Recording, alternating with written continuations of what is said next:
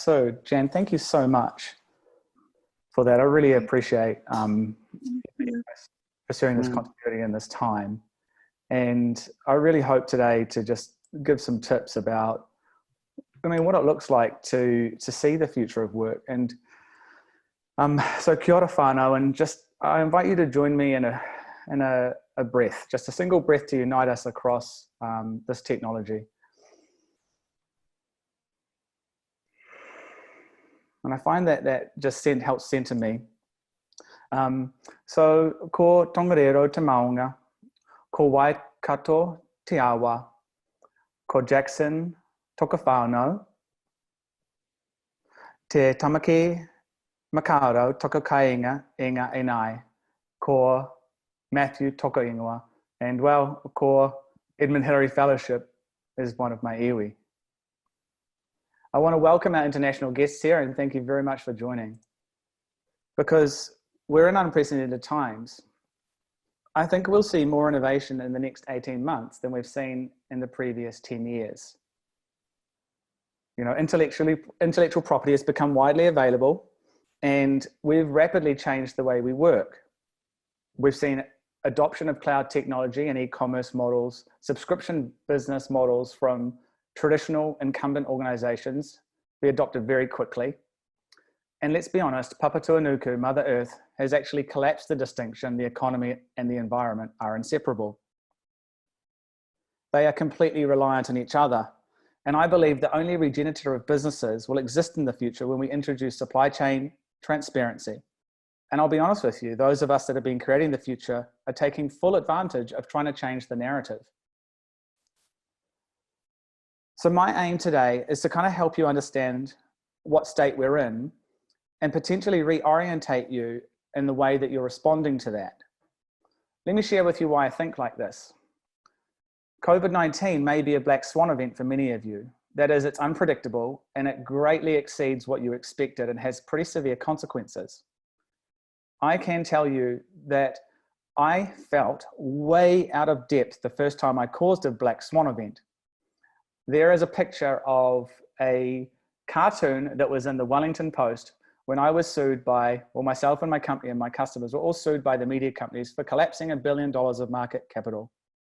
Now, I can tell you I was way out of my depth, but other people had to take over from me.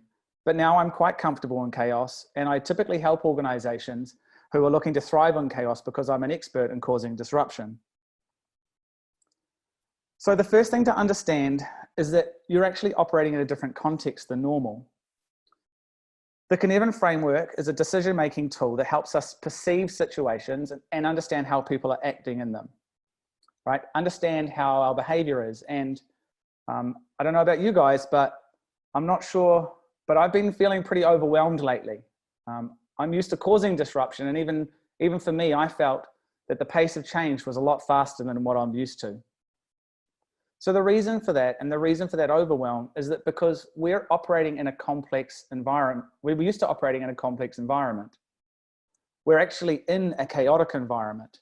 Now, a complex environment is one where the relationships have a cause and effect, right? We can create innovative models, we can test them, we can see how they respond, and we can adjust accordingly.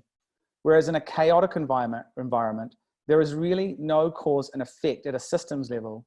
So you've got to think quickly, act, begin to see what's happening, and then start to tell a story so that you can start to make sense of the situation. So you can see the key difference between these two environments is probe versus act. And when you are uncertain or in a state that's in between those, it's called disorder. And that's what we experience when we're experiencing being overwhelmed. So the reality is historical organization structures, existing performance, and experience actually does very little for our current leaders to deal with this almost unprecedented real-time change and uncertainty.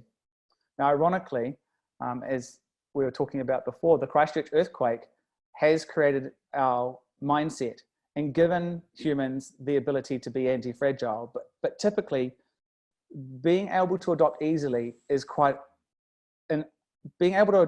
inherently difficult for humans. And black swan events typically hijack our brain, making us feel sort of like we predicted them. So in this environment, you have a choice. You can either adopt a new mindset or maintain a status quo.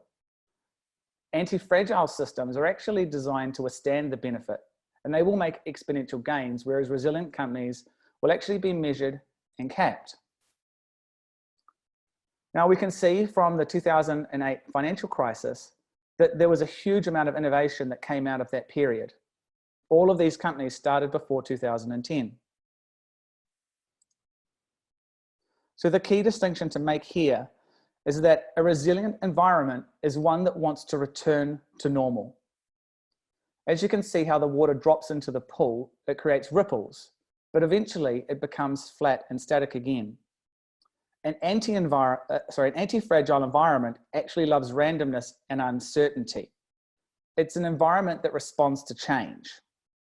And I'll be honest with you, creating an anti-fragile culture is quite difficult because it is a socio-technical system. It's a people and technology and process and culture-based approach. And let's be honest, our cognitive bias is designed to keep us safe. We really don't like chaos. I mean, think about this. How many times did that snowboarder fall over before he was able to nail that 780 and make it seem easy? So we can introduce anti-fragility into organizations. We call it stress inoculation. And really what we're trying to do is overcome the cognitive bias that exists and start to begin to appreciate randomness by creating new neural pathways. This can be uncomfortable because anti-fragility, being applied in a regularly controlled manner with reinforcing loops is not the easiest thing to undertake. It's kind of like building a muscle and breaking it down. So the key thing here is to recognize there are actually no frameworks to deal with randomness. That's kind of like trying to control the uncontrollable. Like the snowboarder, becoming anti-fragile requires deliberate practice and coaching. And as there will be 6 distinct phases, assuming we don't go back into phase 4, as we move through each phase, please approach this uncertain time with the ability to become situationally aware and recognize that you could be dealing with chaos or complexity. And within that, help us thrive and create a new narrative where becoming well, having a circular economy, introducing new transparency and regenerative businesses is the new norm. Thanks very much.